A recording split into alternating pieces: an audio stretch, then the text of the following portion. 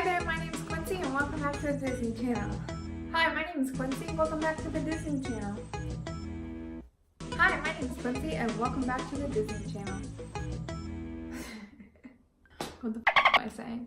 Okay, no, but for real, welcome back to my channel. Today I'm just going to be showing you how I turned a really boring, basic, huge wall into some cool shelves that really are pleasing to the eye and also to my heart. I decided that I wanted this because I wanted more storage and I wanted to fill up this huge wall. You can't tell right now, but this is probably like a 15-foot wall.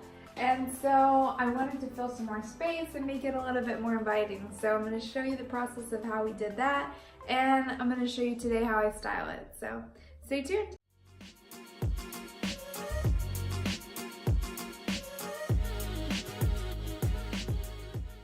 Alright guys, so obviously getting started, I got the supplies that I needed, which for me was like 5 pieces of 5-foot wood. I got them about a foot wide, and I also got obviously like the brackets that you see here. I got 15 of them, and of course I got all the hardware that would be needed.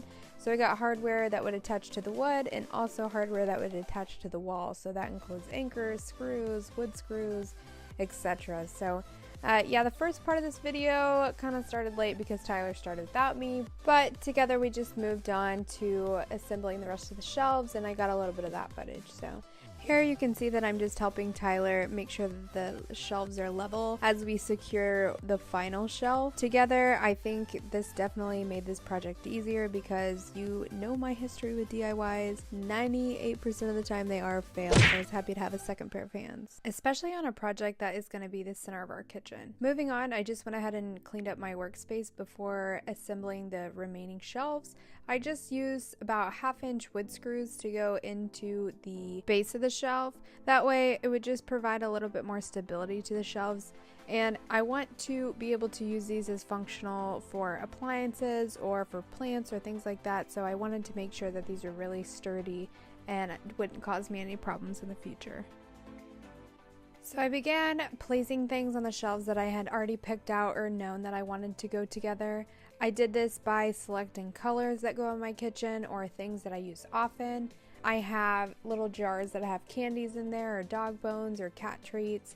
I have plants that I like to keep an eye on or that I'm propagating. I have cookbooks, I have jars that I use. I also have decorative elements that I like to add to the kitchen just to provide a little bit more style to it, or some cool vintage things that I've picked up. But overall, I just like to have things that I'm gonna be really pleased to look at if I'm in the kitchen, or something that's functional for me to use space-wise. That way I just always have exactly what I need without causing a huge cluster underneath my cabinet. So when I start styling a shelf, sometimes that can be a little bit tricky, but the method I always choose to go with is to group certain items together. So as you can see, I have those jars in different heights, but in a set of 3, and then to the diagonal left side of that, I have 2 canisters that match that are also separate heights. I have things that are square, I have things that are different sizes and shapes, and I just like to kind of counteract those things and move on from there. And as you see here, I've moved on to the next day and I've had some time to look at things, but I'm still not quite sure that this is the placement that I want,